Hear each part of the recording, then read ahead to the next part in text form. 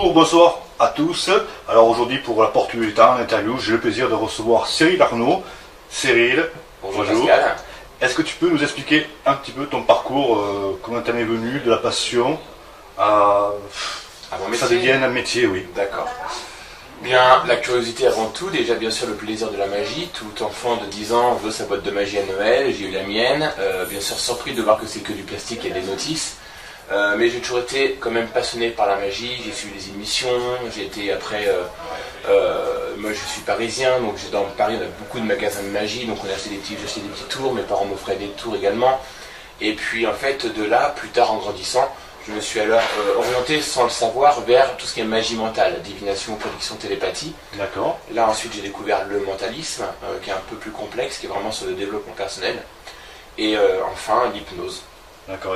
Tu as fait une formation ou pas? Oui. Alors, j'ai d'abord voulu me documenter par moi-même, apprendre vraiment le lexique, quelles hypnoses différentes il pouvait y avoir, de manière à ce que lorsque j'allais assister à ma première formation, de pouvoir au moins de savoir de quoi ça parlait et de mieux assimiler ce que l'on allait m'apprendre. J'ai fait quelques tests avec des soirées entre amis, voilà, qui à ma grande surprise, ça marchait, je ne sais pas pourquoi ça marchait, mais ça fonctionnait par rapport à tout ce que j'avais lu. En fait, c'est comme si mon inconscient, à force de lire, de se documenter, m'avait mis une notice.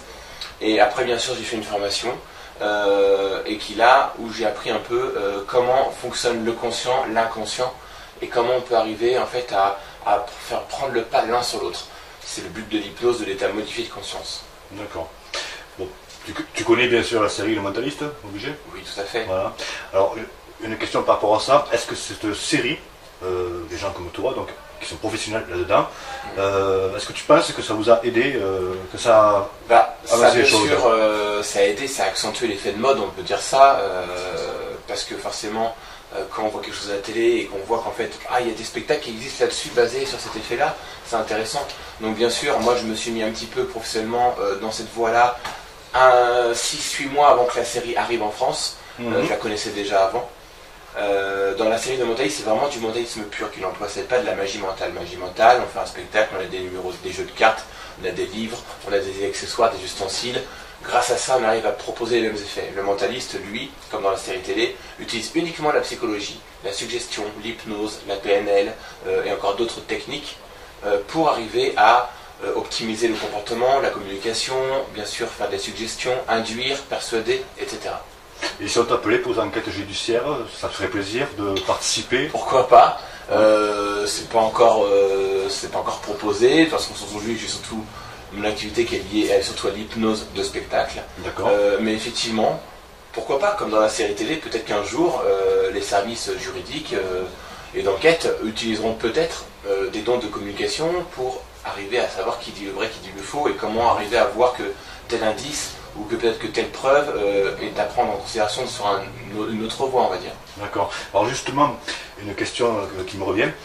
On parle d'hypnose, d'accord, de spectacle. Et est-ce que tu peux expliquer aux gens qui vont nous écouter la différence entre l'hypnose de spectacle et l'hypnose thérapeutique? Très bien. En hypnose de spectacle, faut savoir que ce sont des effets, on va dire, plutôt immédiats. Et visuels. Il faut que le public qui soit dans la salle ou de l'autre côté de l'écran puisse comprendre, voir ce qui est en train de se passer. Donc on a très peu de temps pour agir sur nos sujets. Et il faut qu'il se passe des choses que on dise waouh, il se passe quelque chose. Donc ce ne sont pas les mêmes effets qu'en thérapie. En thérapie, sachant que l'hypnose est arrivée depuis déjà très longtemps, depuis l'ancienne Égypte, c'est d'abord un but médical. Ils ont très vite compris, au niveau des Égyptiens, que c'est le cerveau qui contrôle tout. Les douleurs, les sensations, les émotions. Et donc par des gestes, par des regards, des expressions, ils arrivaient à induire une personne pour qu'elle oublie sa douleur, ou son mal-être, ou son malaise. D'accord. Alors en thérapie, on va prendre le temps d'écouter le sujet, de savoir quel est son problème, son mal.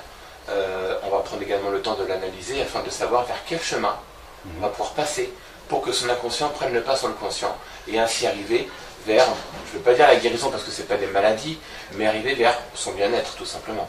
D'accord. Alors ensuite, on m'avait posé aussi une question. Existe-t-il des écoles des écoles de formation pour devenir mentaliste? Alors, il y a des écoles, il y a des instituts, il y a plusieurs, bien sûr, il y a plusieurs groupes. Alors, pour devenir mentaliste, c'est un travail qui est assez long sur le temps. J'en connais un, personnellement j'en connais un qui lui a démarré de peut-être avoir 9-10 ans. D'accord. Il a toujours été dedans, à développer son système sensoriel, extrasensoriel, celui des autres, à l'observer, à être très observateur, arriver à trouver le langage, à s'adapter. C'est surtout de la psychologie, de la communication, de la suggestion, de la PNL, comme je l'ai dit tout à l'heure. Maintenant, il y en a d'autres bien sûr en France. Maintenant, en magie mentale, ce sont des numéros de magie qui vont donner l'impression de prédiction, divination, télépathie. D'accord. En hypnose, il y a également bien sûr des instituts de formation. Alors, hypnose de spectacle, en général, on apprend bien sûr tout d'abord l'hypnose classique. Alors avec des balances, on fait balancer le sujet en arrière ou en avant ou sur le côté, puis on arrive à lui faire des catalepsies de bras ou du corps en entier, puis il y a encore d'autres effets qui arrivent, on apprend comment mettre en place, il y a un ordre à respecter. Il y a un ordre à respecter, pourquoi? Pour que l'inconscient soit d'accord, et surtout ne pas sauter un palier, puisque c'est comme un rêve, on a un certain palier, d'accord? En hypnose thérapeutique, là on va prendre plutôt les différents outils et les différentes manières d'hypnotiser pour que le sujet qui soit venu puisse se relaxer, être en confiance, comme en spectacle d'ailleurs, mais surtout qu'on puisse aller au plus profond des choses. En spectacle, l'effet est quasi immédiat, et il va avoir une durée assez rapide dans le temps. C'est-à-dire qu'au bout de 10-15 minutes, si on n'a rien fait, le sujet va plus ou moins, on va devoir lui changer d'effet ou autre, sinon ça va se réveiller, il va sortir de son état modifié. Et les effets auront un très court effet sur eux. En thérapie, on va plutôt aller dans la profondeur. La personne va la plonger vraiment longtemps en hypnose, on va aller vraiment au plus profond des choses. Et là, ce qu'on va lui induire pour qu'il aille bien, pour qu'il aille mieux, sera quasi permanent. Comme pour devenir non-fumeur, pour réduire l'estomac, pour avoir une confiance en soi pour un examen, plein d'autres choses comme ça. Et là, ce sera permanent. Et tu as déjà fait du coaching justement à ce niveau-là ou pas? Le coaching, c'est intéressant comme mot parce qu'aujourd'hui on est très vite coach. En fait, c'est du conseil, on appelle ça du conseil. Alors, ça m'est arrivé bien sûr, quelques fois pour des proches, pour des personnes qu'on m'a présentées, de le faire. Voilà, j'ai fait des inductions pour faire de la mise en confiance en soi, pour un examen, pour un permis de conduire, pour prendre la parole en public. J'en ai fait également pour quelques fois pour faire devenir non-fumeur, mais j'ai pas pris assez le temps de mettre ça en pratique sur du long terme parce que j'ai mes spectacles et j'ai mon activité qui me prend quand même beaucoup de temps. Bien sûr. Mais oui, ça m'arrive de temps en temps de faire un petit peu de conseils et de faire de l'hypnose à but vraiment, on va dire, au développement personnel. En tout cas, je sais pas si tu m'as hypnotisé tout à l'heure, mais là, ça fait un petit moment que je fume pas déjà. Ça commence bien. Parce que le conscient est occupé, donc voilà. Il ne pense plus à fumer. Alors, oui, justement, votre métier, parce qu'il y a plein de jeunes, suite aussi à la série Mentaliste, après la magie, le mentalisme. Donc, ils voudraient réussir là-dedans. Aurais-tu un ou deux conseils à leur donner? Alors, il faut savoir que aujourd'hui, tout le monde peut faire ce qu'il veut. On a de limites que celles qu'on se donne. D'accord. Maintenant, on a bien sûr des prédispositions à faire un métier plutôt qu'un autre, une activité, un loisir plutôt qu'un autre. Il n'y a pas de secret dans chaque discipline, quelle qu'elle soit. C'est bien sûr la motivation, l'envie d'eux. Et bien souvent, c'est parce qu'on aura des obstacles et que malgré les obstacles, on va quand même travailler, essayer de comprendre pourquoi ça ne fonctionne pas, de mettre en place des actions qui font faire que ça va fonctionner, qu'on va dire c'est vraiment ça que je veux faire. Plutôt que je le fais parce que c'est facile et que j'ai plus qu'à claquer les doigts pour que ça marche. D'accord ? Donc il y a bien sûr la motivation. Il y a ensuite, moi j'aime beaucoup utiliser ce mot, l'empathie, parce que en fait, on réussit toujours, surtout dans la magie, dans l'hypnose, tout ce qui est spectacle, c'est pas évident pour une personne qui est dans le public de venir sur scène ou quelqu'un de se prêter à une expérience comme celle-ci. Donc quand on a une personne qu'on ne connaît pas vraiment, que cette personne crée une empathie, un degré de confiance, bah, on a envie de vivre la chose. Et c'est beaucoup plus facile, comme un tour de cartes qu'on va présenter, peu importe. Mais il faut toujours créer, je pense, une certaine alchimie entre les deux personnes, entre le magicien, son sujet ou son spectateur ou son assistant. Quelque part, tu es comédien aussi alors. Il y a bien sûr un comédien, on peut avoir un rôle de comédien. D'ailleurs, quand je me suis mis à la magie étant très jeune, je le suis toujours j'espère, mais On m'a toujours dit, en fait, c'est un ami qui m'a, un des amis qui m'a mis un peu le pied à l'étrier en m'apprenant quelques techniques de magie. Il m'a dit, en fait, un bon magicien, on dit toujours qu'un bon magicien est en fait un comédien dans un rôle de magicien. C'est vrai que quand on regarde un magicien, on a toujours en fait notre manière de parler, notre lexique, notre intonation, notre posture, notre gestuelle. Ouais. On raconte une histoire. Et au travers de cette histoire, il se passe quelque chose de magique, bien sûr. Alors ensuite, comment ça te vient l'inspiration pour faire tes spectacles et surtout pour les renouveler, pour que ça change? Je m'inspire de ma vie déjà, je m'inspire de ce que j'ai pu vivre, de ce que j'ai pu observer, je m'inspire de ce que je vois autour de moi. En fait, comme les comédiens, ils s'inspirent de ce qu'ils voient toute la journée pour créer leur sketch. Eh bien moi c'est la même chose. Je me dis, ce serait amusant si quelqu'un pouvait vivre cette situation-là. Comment je peux l'adapter en spectacle? Ou alors c'est même mieux, c'est les sujets directement qui vont m'inspirer parce que sur scène ils vont avoir des réactions, des expressions. Et par rapport aux expressions et réactions qu'ils vont avoir, je vais dire tiens, pourquoi pas? Pourquoi pas vivre ça? Et hop, on lui fait vivre ce qu'il semble vouloir vraiment vivre. En fait l'inconscient communique tout le temps. À travers les expressions on le voit, le regard, la posture, la respiration.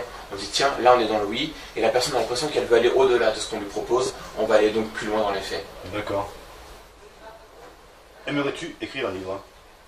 Alors, bonne question, on me l'a déjà posée. Aujourd'hui, non. Peut-être que plus tard j'y viendrai, écrire un livre, alors soit sur l'hypnose, la magie, ou autre, sur un parcours de vie, parce que moi je m'intéresse beaucoup à tout ce qui est développement personnel, professionnel. Comme je dis tout à l'heure, on a de limites que celles que l'on se donne. D'accord? Donc en fait, tout est possible dans la vie, à condition de mettre des actions en place. Alors ça peut être sur le professionnel, l'amical, le sentimental, tous les niveaux. Donc pourquoi pas? Un jour, peut-être que je me dirai, tiens, ça m'intéresse, ou peut-être qu'on me proposera, peut-être qu'il y aura un projet qui se mettra en place. Bien sûr. Pour l'instant, aujourd'hui, non. D'accord. Et juste pour te connaître un petit peu plus et pour que le public te connaisse encore mieux, as-tu un film préféré? Un film fétiche? Alors, un film préféré, j'en ai pas un, j'en ai toute une étagère. Si tu devais en donner un. C'est une très bonne question. J'ai la chance, peut-être, je sais pas, d'être en génération 80, donc forcément le film qui m'a le marqué le plus étant enfant, c'était E.T. Alors déjà, un autre monde, vivre deux personnes qui sont d'un monde totalement différent, arrivent à se comprendre, à créer vraiment des choses.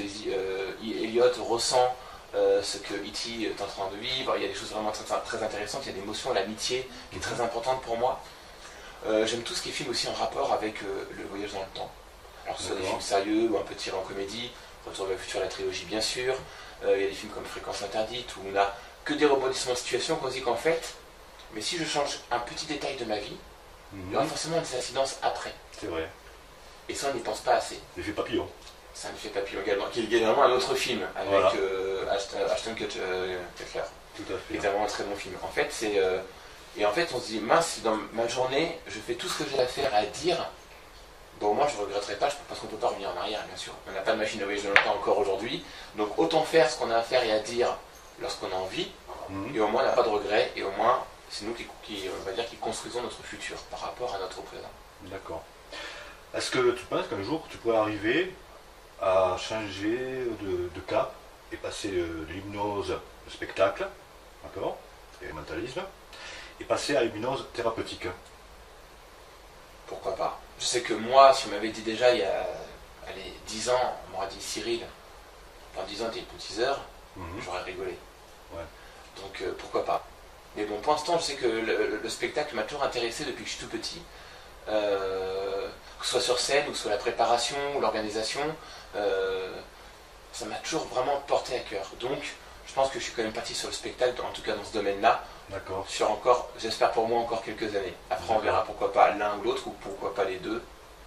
À titre de curiosité, bon, imaginons que tu ferais de l'hypnose thérapeutique, bon, tu t'y connais quand même, c'est ton métier, à part que c'est du spectacle, mais penses-tu qu'on peut essayer de déprogrammer, programmer quelqu'un qui serait psychotique?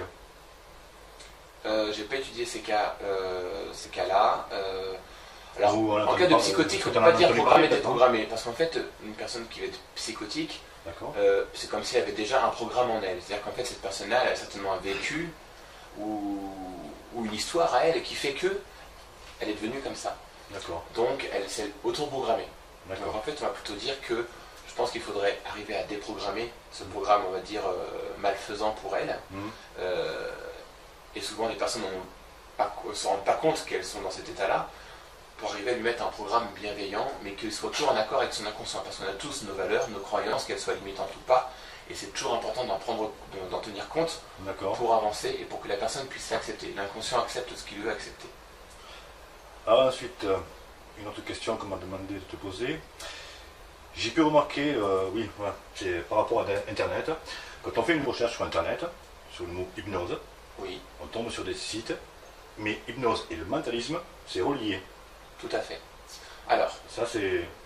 On peut faire de l'hypnose sans faire de mentalisme.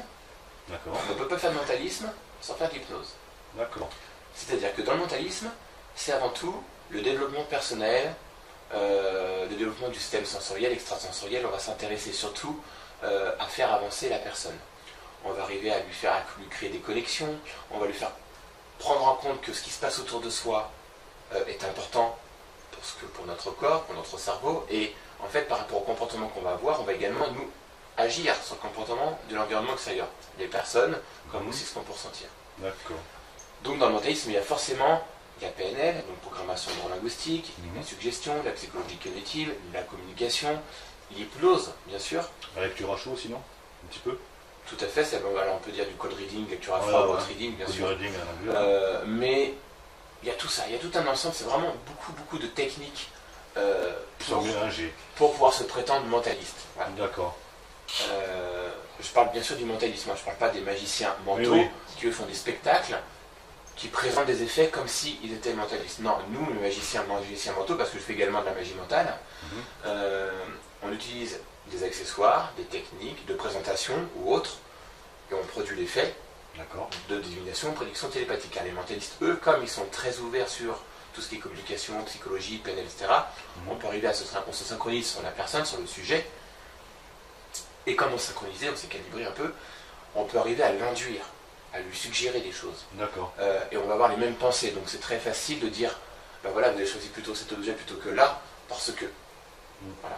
C'est deux techniques totalement différentes. Voilà. Et tes capacités, est-ce que dans la vie de tous les jours, ça te sert?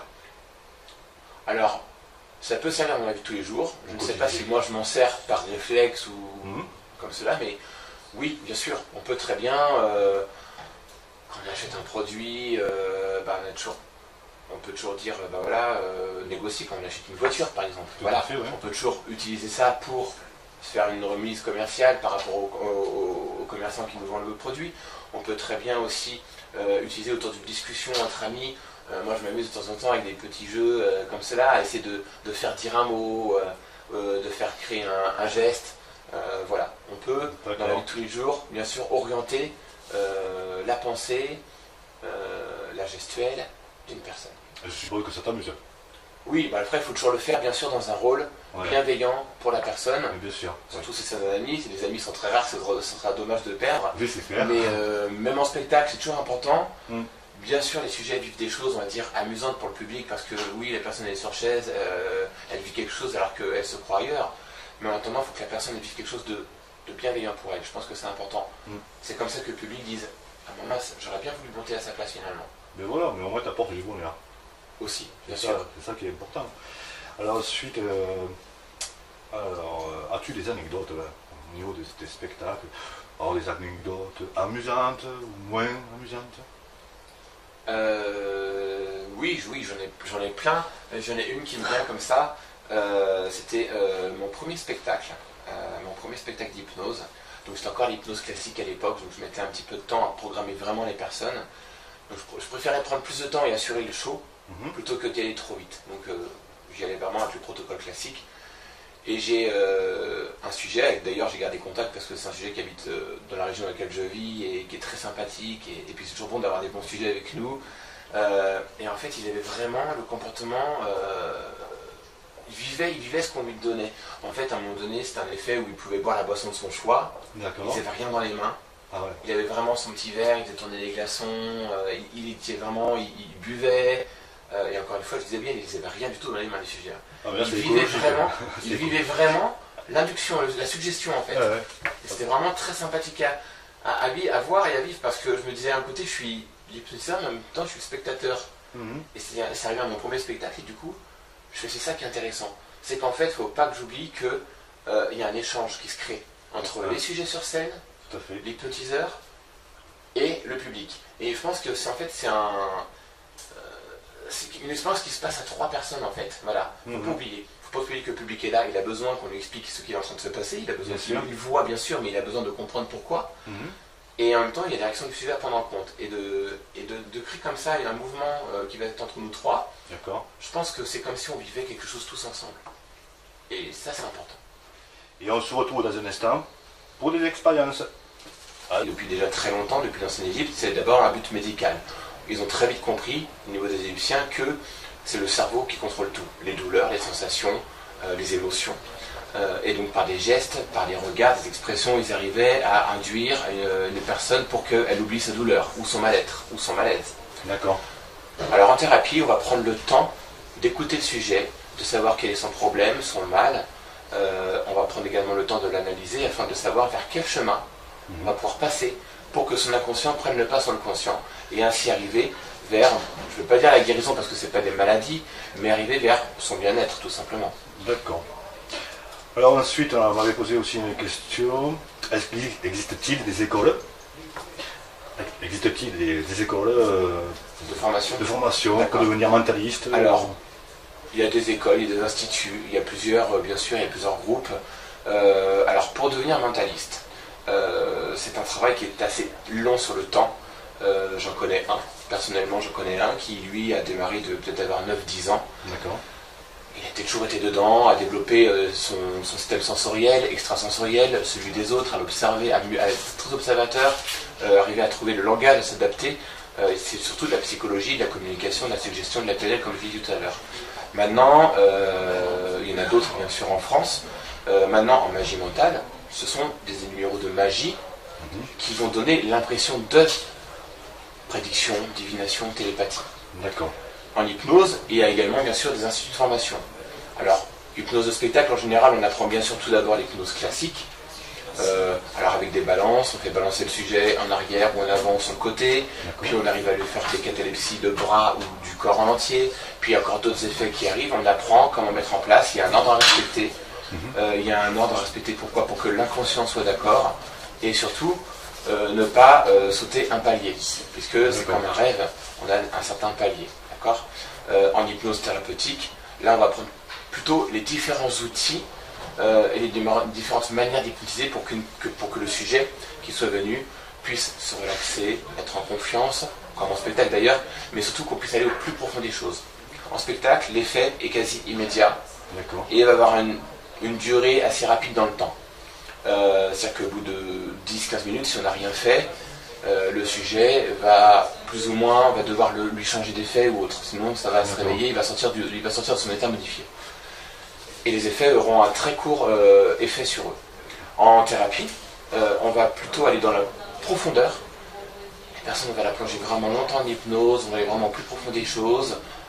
Et là, ce qu'on va lui induire pour qu'il aille bien, pour qu'il aille mieux, sera quasi permanent. Comme pour devenir non-fumeur, pour réduire les Stone Cutler. Tout à fait. C'est vraiment un très bon film. En fait, et en fait, on se dit, mince, si dans ma journée, je fais tout ce que j'ai à faire, à dire, bon, moi, je ne regretterai pas, parce qu'on ne peut pas revenir en arrière, bien sûr. On n'a pas de machine à voyager dans le temps encore aujourd'hui. Donc, autant faire ce qu'on a à faire et à dire lorsqu'on a envie, et au moins, on n'a pas de regrets, et au moins, c'est nous on va dire, qui construisons notre futur par rapport à notre présent. D'accord. Est-ce que tu penses qu'un jour, tu pourrais arriver à changer de cap et passer de l'hypnose de spectacle, d'accord, et mentalisme, et passer à l'hypnose thérapeutique? Pourquoi pas? Je sais que moi, si on m'avait dit déjà il y a 10 ans, on m'aurait dit Cyril, dans 10 ans tu es hypnotiseur, j'aurais rigolé. Ouais. Donc pourquoi pas? Mais bon, pour l'instant, je sais que le spectacle m'a toujours intéressé depuis que je suis tout petit. Que ce soit sur scène, ou que ce soit la préparation, ou l'organisation, ça m'a toujours vraiment porté à cœur. Donc, je pense que je suis quand même parti sur le spectacle, en tout cas dans ce domaine-là, sur encore, j'espère pour moi, encore quelques années. Après, on verra pourquoi pas l'un ou l'autre, ou pourquoi pas les deux.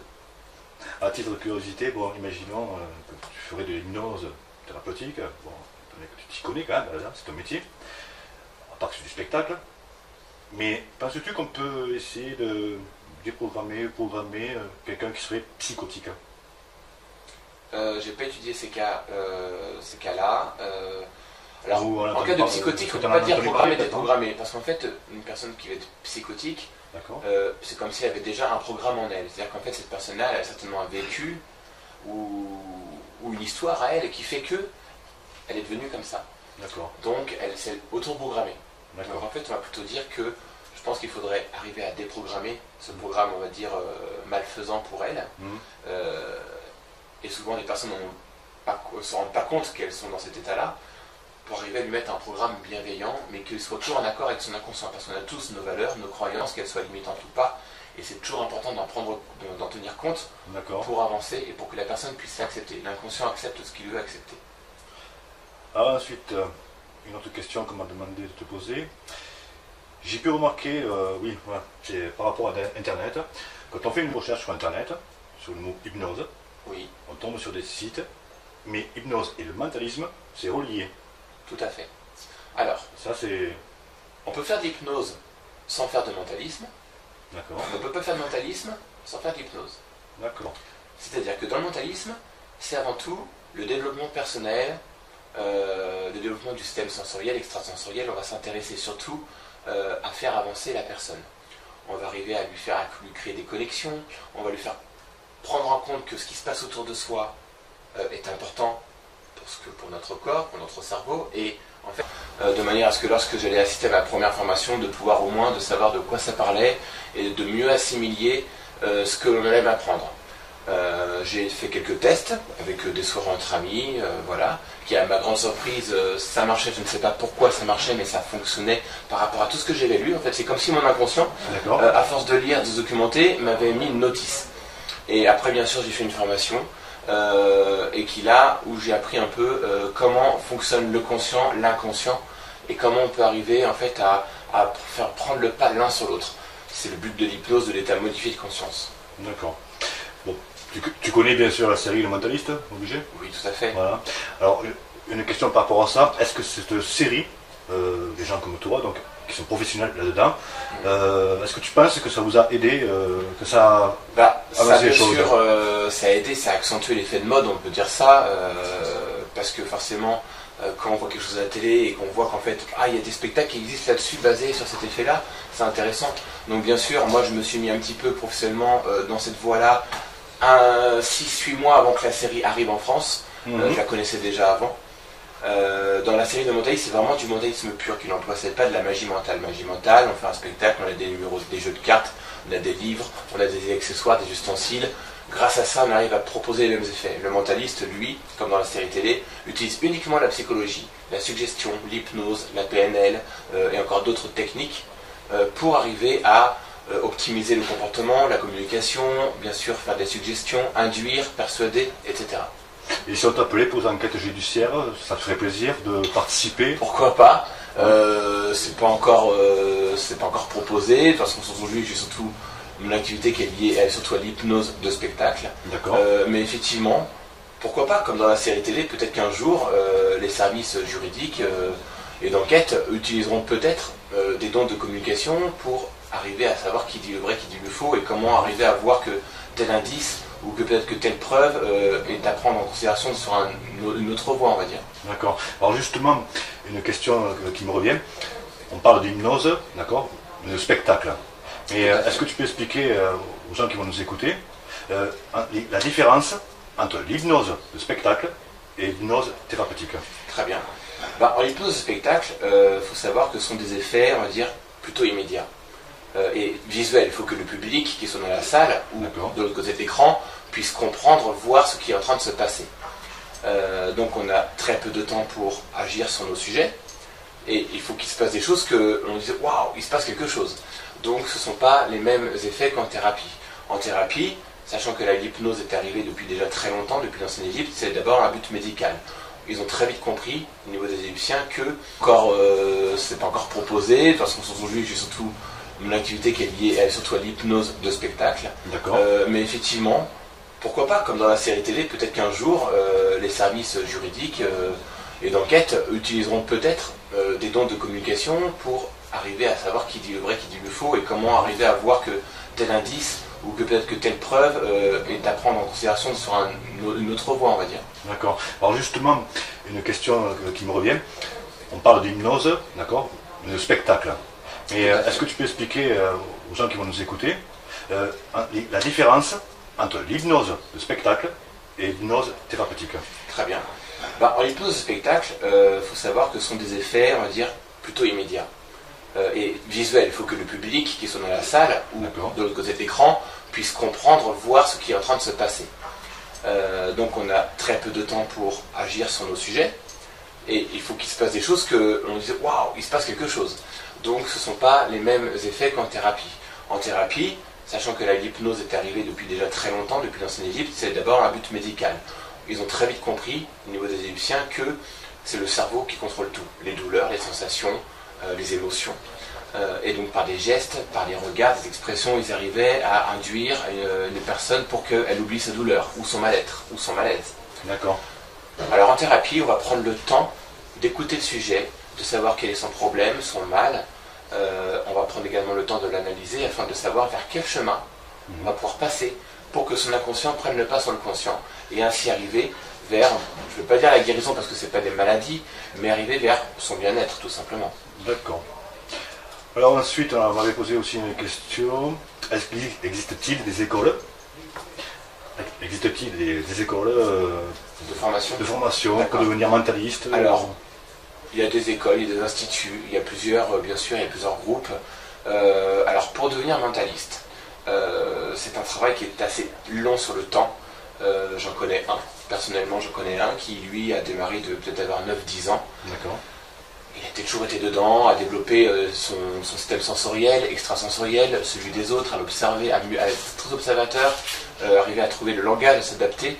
C'est surtout de la psychologie, de la communication, de la suggestion, de la PNL, comme je l'ai dit tout à l'heure. Maintenant, il y en a d'autres bien sûr en France.